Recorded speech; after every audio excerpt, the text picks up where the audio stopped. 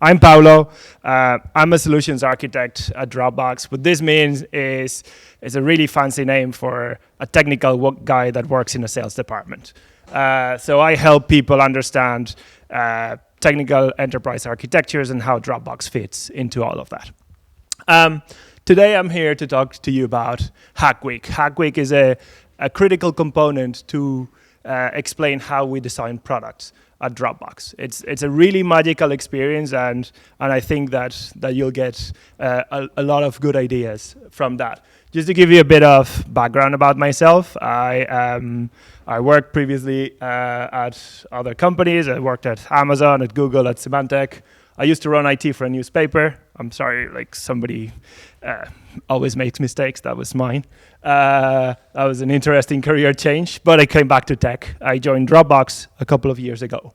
How many of you know Dropbox?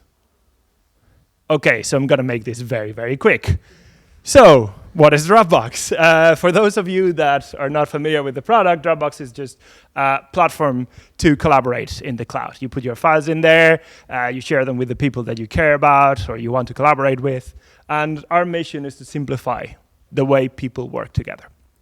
Our business is actually quite simple. We have 3 products: Dropbox Basic, Dropbox Pro, Dropbox Business. Basic, you go online, you sign up for the product, we give you some free space, you can fill it in with your precious files, and then when you start sharing with people, you may want more space or more features, and then you can upgrade to Pro, and we'll be super happy to take your money for that. If you're a company and you really like using Dropbox, you probably want a set of more advanced features, you want to control the way people share by default, etc., and that's our other line of business. So pretty simple, a freemium model, pretty simple, a freemium model and a classic enterprise sales model. And you know, you're coming here tonight and you're thinking, oh, Dropbox, yeah, they really made it. They're a unicorn. No, we're just getting started. We're not even there. Think about the companies you work for. You're probably 4, 5, 6 people. How is the culture in that company? You're probably hacking away every single day, making sure that you can get a product out of the door. That's beautiful. That's fantastic. It's super tough. It's very difficult, but it's a wonderful experience when you're able to stay awake until 5 o'clock in the morning and you finally push a build and it works. And your product is out there and it's functioning and it's serving your customers. That is a fantastic spirit. Now, what happens when your company grows? Because it will grow. What happens when it gets to 25? How can you keep that spirit? What happens when it gets to 100? What about when it gets to 1,500 people? How do you keep that spirit alive? How do you go back to your roots, to the times where you were hacking away until 3 o'clock in the morning and you were enjoying yourselves and building marvelous products? So this is what we actually do in Hack Week. So, what is Hack Week? Hack Week is our way to keep our culture of innovation alive. For 51 weeks a year, we keep our business running. We serve our customers. For 1 week, we hack. It actually does what it says in the tin. Hack Week is an event that lasts 120 hours. It starts on a Monday in the morning, ends on a Friday at lunchtime. And what you do in those 120 hours is just explore, be creative, be innovative. No boundaries, no restrictions. It's all for you to take. We do that using 7 principles. And those principles is what I'm here to explain to you today. I hope that by explaining to you those 7 principles, you can get some really good ideas on how to keep the culture of innovation alive and how to help build great products. So, what's the first principle on Hack Week? The first principle on Hack Week is singularity. You work on one thing. You focus on that thing. You do nothing else. And probably you're thinking, hold on a second, Paolo, you're telling me that for 1 week you put 1,500 people to do nothing but hacking. You stop them from doing their day-to-day jobs and they hack. Yes, that's exactly it. I know it sounds crazy, but there's actually no other way. This is a fantastic exercise, and only if everybody participates and brings their own contribution to the team, it will keep that spirit alive. Small note, to keep it very realistic, there's a section of Dropbox called the Global Business Organization, sales, marketing, etc. It's actually one of the smaller parts of Dropbox. And in those sections of the company, Hack Week is only afternoon. So in the morning, we keep the business alive. So there's still people, if you need something, there's still people that are going to help you. But for our main block of the company, which is what we call EPD, is engineering, product, and design, which is self-explanatory, those people go in all week long. Perfect. So, second and probably super interesting principle to talk about is Hack Week is defined by the impossible. The whole point about Hack Week is the teams are pushed beyond what they thought they could possibly do. That's the whole idea of it. You don't embark in a project, you embark on a mission. When JFK told a bunch of engineers, okay, you're going to put somebody in the moon, he did not give them a project. He probably had no idea how to put somebody in the moon. It's like, hey, here's the project plan here. I'm sharing your Gantt chart. It worked marvelously 10 years later. No, he gave them a mission that was probably quite impossible. They were going into uncharted territory. Nobody had ever put a human being in the moon and came back, which was another very important component of the project. So this is actually super important, to give people a mission, because missions make teams gel. People get together when you have a mission, when you have something impossible. And I'd like to share with you one of my Hack Week projects from last year. So what we tried to build was an integration between Dropbox and Google Apps. We have a really strong integration between Dropbox and Office 365 in the web, in the desktop, on mobile devices. It works fantastically fine. But for those customers that use Google Apps, that integration is not that incredible. So we wanted to build something extra in there. We were really passionate about that. And why was it impossible? Because I'm a solutions architect. I talk theoretically about enterprise architectures. Even though I have a computer engineering background, I have not touched a line of code in 8 years. And given the enormous Dropbox code base and the fact that I have not touched a line of code in 8 years made that mission incredibly impossible for me. But anyway, I embarked on it. So what happened was a really magical moment. People started joining the project. People that actually had the skills that probably would help bring this forward. So we had another architect, we had a designer joining, and we had one engineer from San Francisco joining too. So put together a team of people that had not met themselves ever. We managed to get that project moving forward. So that was the second principle. Let's move to the third principle. And the third principle is that curiosity is king. And what do I mean by this? I mean that as a team, you need to firmly believe that you don't know.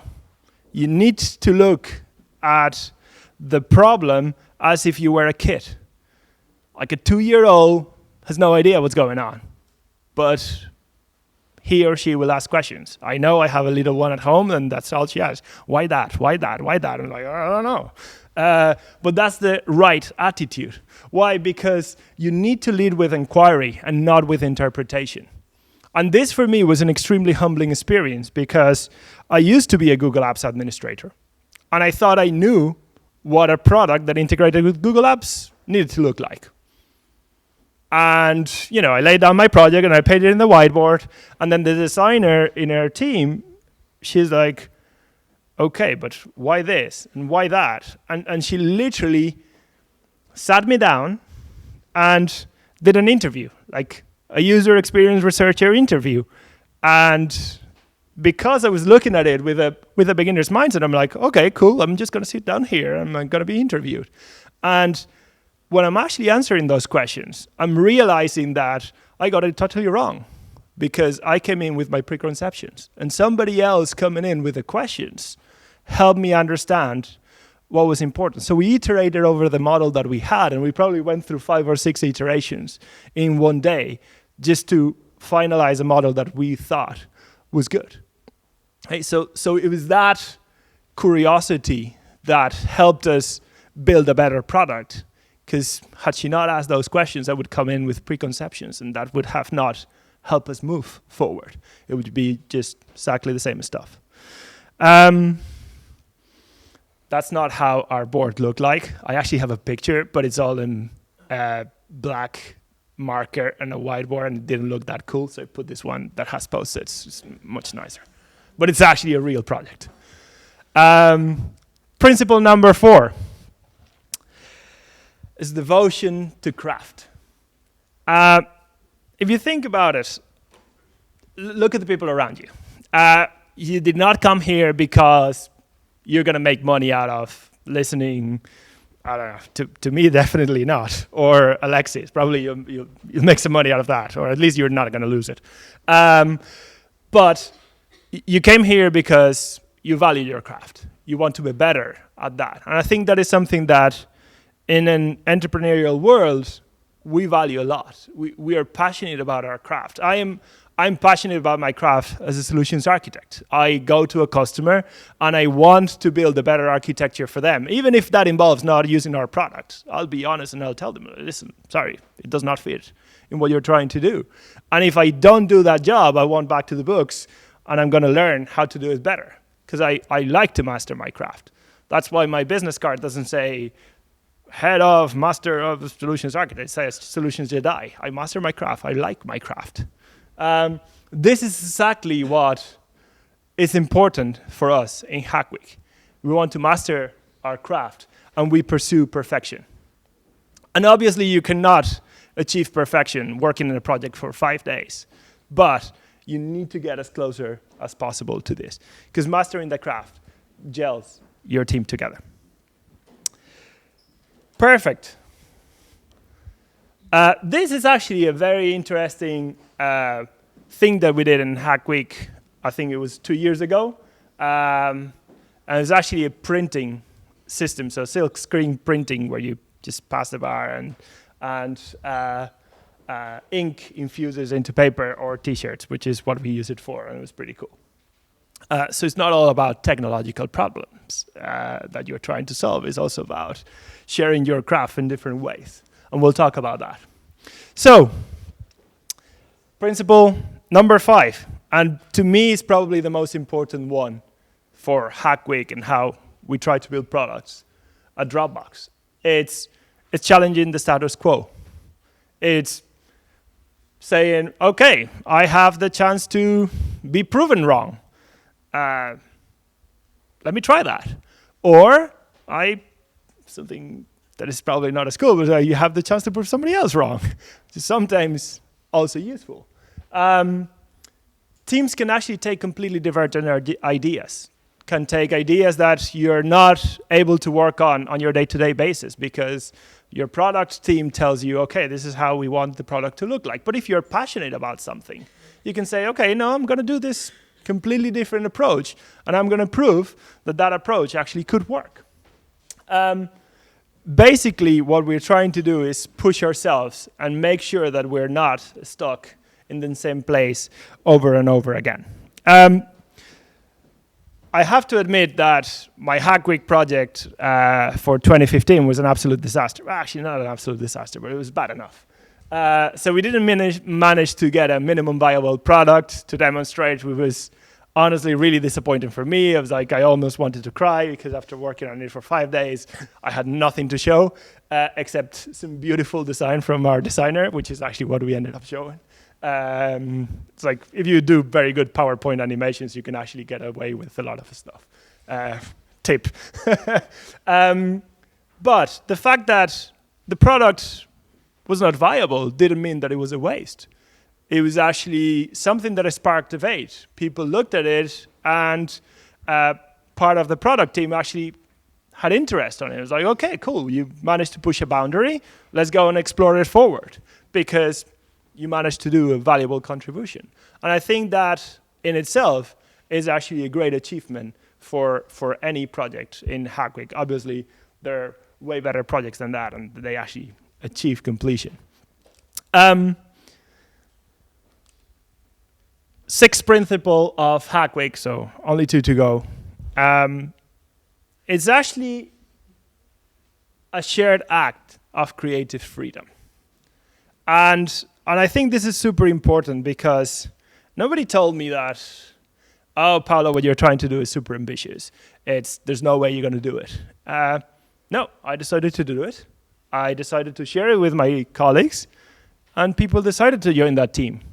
And it was their decision to join the team, because they had the same freedom to join it as they had not to join it and do their own thing.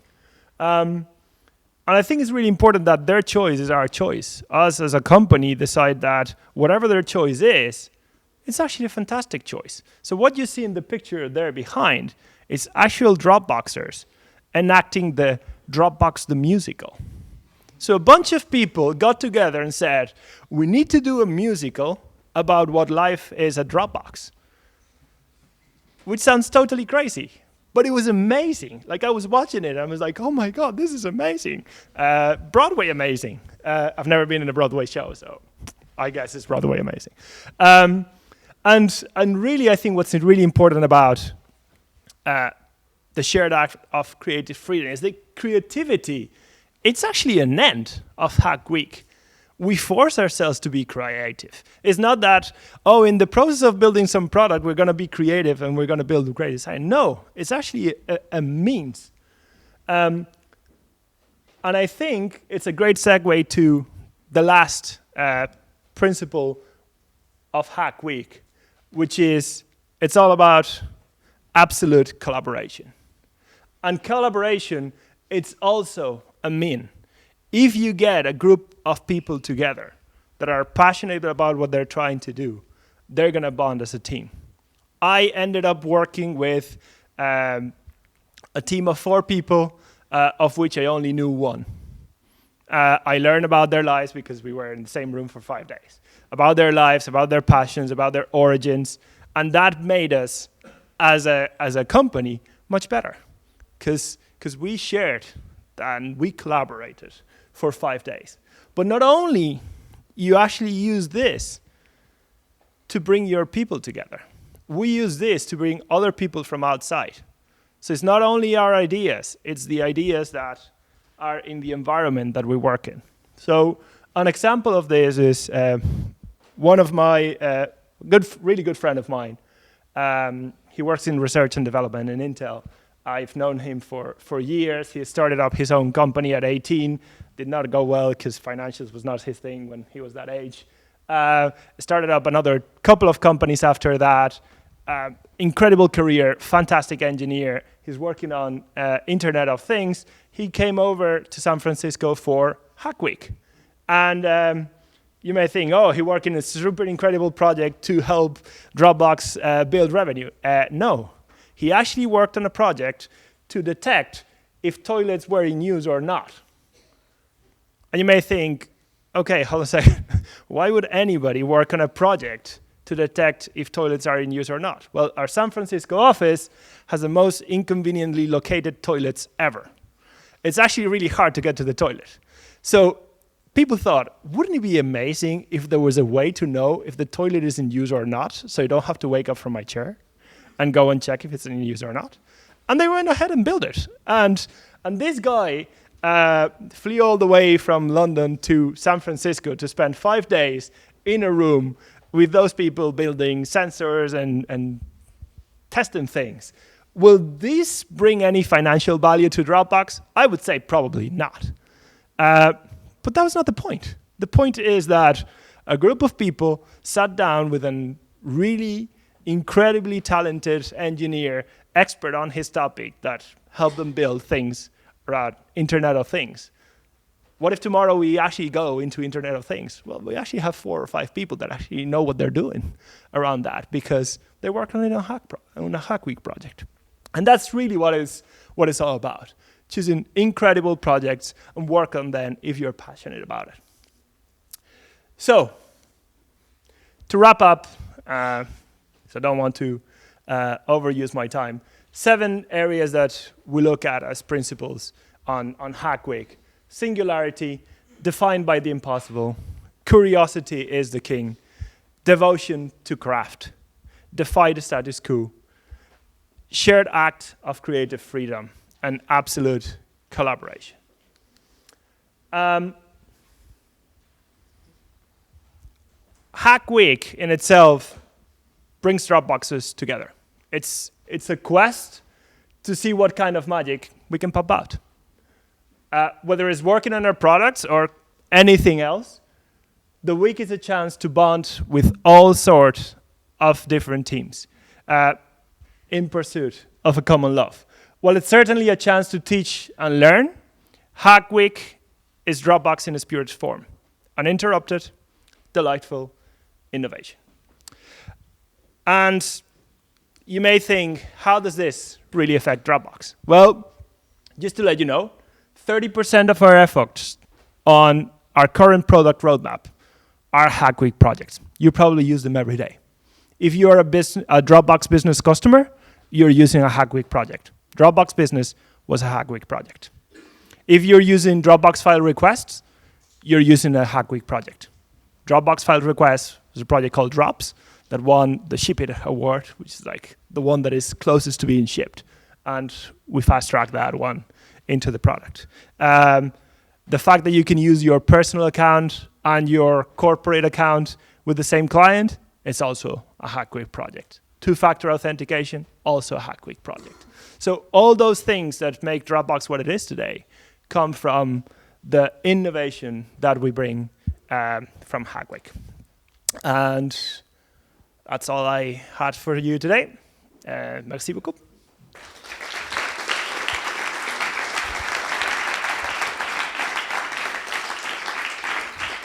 So if you have any questions, I think there's a rolling mic. Make them easy, because okay, cool. Then okay, it's fine. Yeah, just one question. It seems incredible, like 30% of the product coming out of Hack Week. Why don't you do it twice or 3 times a year? Great question. Exactly the same question we ask ourselves, which is what we do. So that is an amazing question, and I think that stopping the whole company for a week is a very complicated thing to do. So what we have ended up doing is building a small Hack Weeks per department. So for example, our engineering, product and design group had not a mini Hack Week, actually a proper Hack Week, another one, but specifically for their team 2 weeks ago. And other teams within Dropbox do exactly the same. So they look for operationally easy times to go and stop for a week, and they stop only that department. But it is incredible question. Like, thank you very much for that. Yeah, it's literally what we figured out. And I was like, hey, it's a pretty effective mechanism.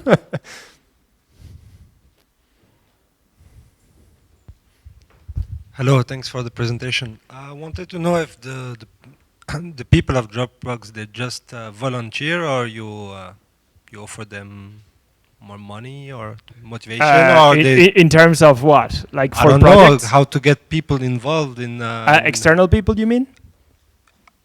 It's another question. Do you have like only people coming? Sure. Out of So there's 2 people that participate in Hack Week. One is the internal employees, and there's no financial incentive except pride and mastering your craft and being able to participate in something big. And then there's external people that come, and I think we tend to sponsor their trip or something like that. Yeah, I'm not really familiar with how we do it, but yeah, we bring external people. I think last year we brought around 120 people on site. Did that answer your question? Thank you.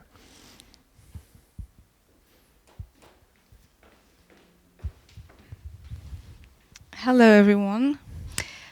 So the person behind me said that a way of improving it would be to apply it to your different teams. So within the team, there would be different hack weeks. Are there other ways of improving it? Have you noticed other ways over the years that you would be applying maybe next year or the years to come? I would say that would be the best thing with... Actually, that is one of the best ways we have had to improve it. Probably now we're more conscious of the projects that get presented, and we evaluate which ones we want to push forward more effectively. And I think that has been a learning too.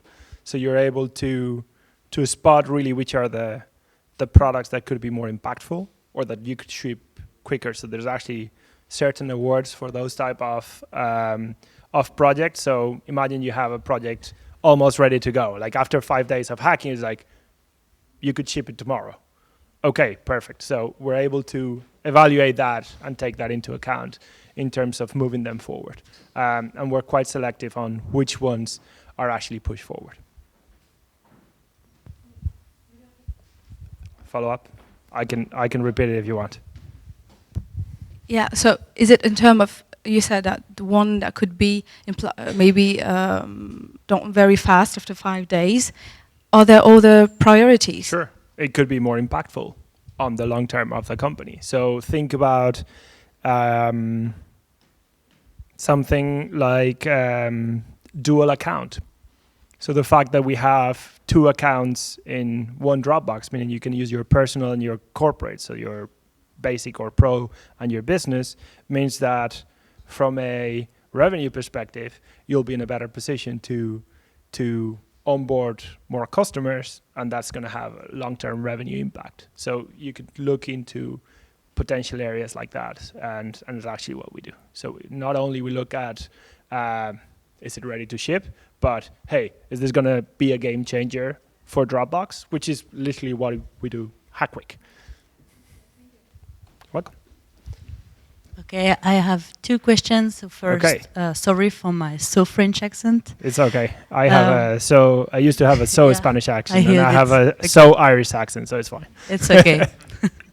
So the first one is, how do you choose the projects that you will build during this hack week?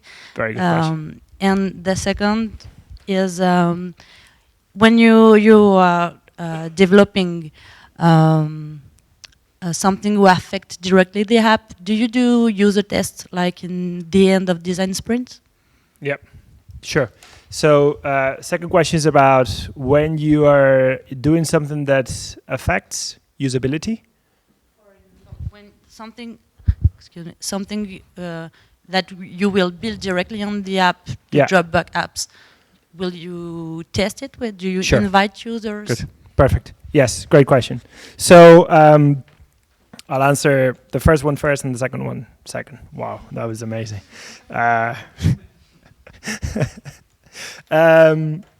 So how do we choose the people? We actually have an internal system to post what your product should be about, what you're passionate about, which is really, really useful because you'll post something and then people will come in and start commenting on it and joining your team. So they can either join, but they also can add value by just simply commenting. So I remember when I posted this one about a better experience with Google Apps, like a lot of people said, oh, I did bits and pieces in here and bits and pieces in here and talked to this guy that has done some work on authentication. So people start pointing you in the right direction from the get-go. And this is way before Hack Week. This is when you're planning for Hack Week. So that is the way we get people into teams.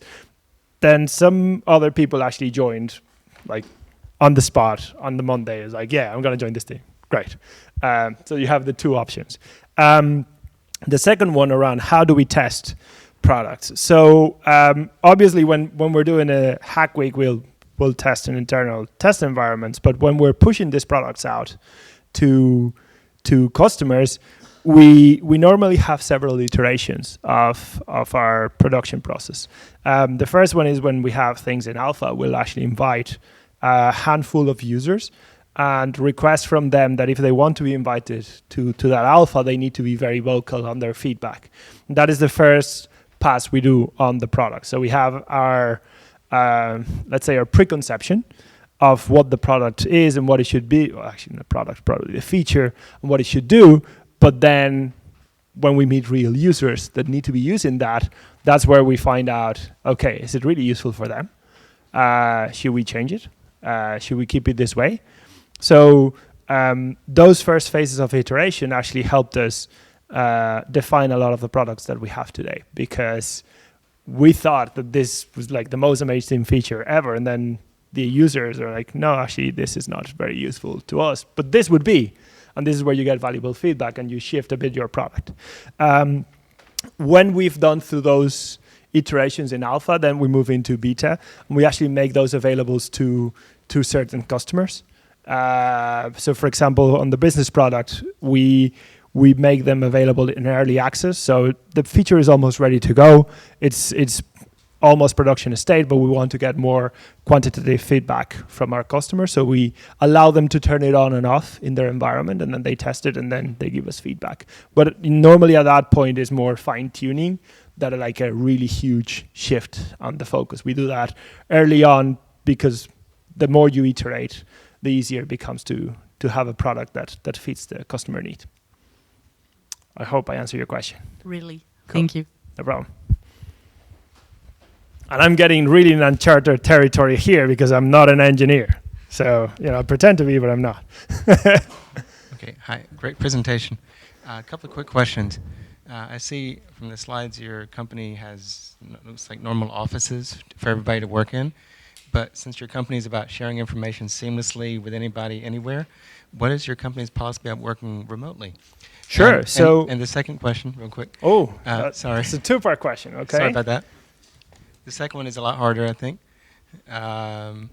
Keeping in mind about how Apple is responding about security and privacy of information, what is your company's policy since information is shared really anywhere and through a lot of places that may or may not be safe in terms of the internet connection and things like that? And also depending on the governments around the world. Perfect. Great question. Sorry, the second one's harder. Awesome. Cool. Like the first one first and the second one second. All right. So first one, remote working. Yes, it's not that common, to be perfectly honest, but we do actually have remote workers. So for example, my counterpart in the United States works out of a home office, and he's going to kill me for not knowing where it is, but I think it's somewhere in North Carolina where we don't have an office, but he lives there with his family, and then he goes over to the San Francisco office every 3 or 4 weeks. So he can work from there, no problem. It's just a remote office for all means. He needs an internet connection, that's it, period. So I would say in this day and age, that is possible. I think it helps you a lot to be in an office environment because I personally love the human contact. So it just makes me feel happier. I would not be able to work from home. I would just go crazy and, I don't know, try to hug people in the street or something, because I cannot live with that lack of human interaction. I really thrive on that. But for people that it works for them, it's possible. So it's a possibility. Not very common though in Dropbox. Second question. Security and information. So for us, security, I mean, at the end of the day, we handle people's data. So if you think about security and trust, it's the number one priority for us. And it goes all around the stack we have. So for example, the moment that you put a file in Dropbox, until the moment it's stored in a server, that file will be encrypted all the way through. And the fact that we use third parties for part of our stack made us really conscious of that and not take any shortcuts in the way that we operate. So even when data moves between internal systems, that data is going to be encrypted. Because since we're using third-party stack, we need to think about that. And our architecture is completely built for that. And in terms of privacy, I think we've been very vocal about how we feel about privacy, and we have privacy principles, and we completely abide by those, and we need to be, I think all companies, we need to be transparent on how this affects users. So we actually have a transparency report that we publish out, I think it's every 6 months, to explain to our customers how requests have been handled from governments. Oh. Thanks a lot. Cool. Last question. Last question. Okay. Just one simple question on the Hack Week. Perfect. Is there actually something you think is specific to the culture from Dropbox that makes that Hack Weeks works in Dropbox but wouldn't work in other organizations? I would say that I'll turn this around a bit. I would say that it's incredibly effective for Dropbox, and it's really part of our culture, and we thrive. Like I personally, when people think about August, most people think about holidays. I think about, how am I going to position my holiday so I don't miss Hack Week? So that is how important it is for me. Like that is the most amazing week of the year. I don't want to miss it for being on holidays, which probably if my wife listens to me, it's gonna kill me. But that's how important it is. So from our cultural perspective, it's fantastic because we as a team come together. Now, does that mean that it wouldn't work in other companies? No, I don't think so. I think it would work in other companies. I think if you look at companies around more or less the same space, they do hackathons. So I think that spirit is there, probably in a slightly different format. But I think it's exactly the same spirit. This is a spirit about, okay, let's keep our focus, let's keep our culture, let's make ourselves creative and give us space for creative freedom. And I think it's just a different form of doing it. But it's completely alive in the startup ecosystem, I think, even in way bigger companies than us. Okay? Thank you very much.